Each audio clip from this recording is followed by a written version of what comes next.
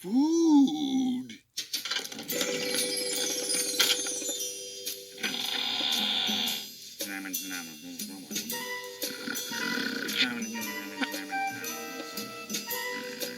Not food.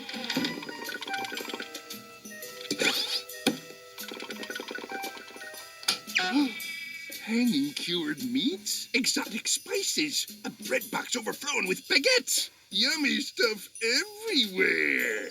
I'll start with the fridge. Candied sea yams, pickled urchins, anemone pies, a bucket of coleslaw, etc. More etc.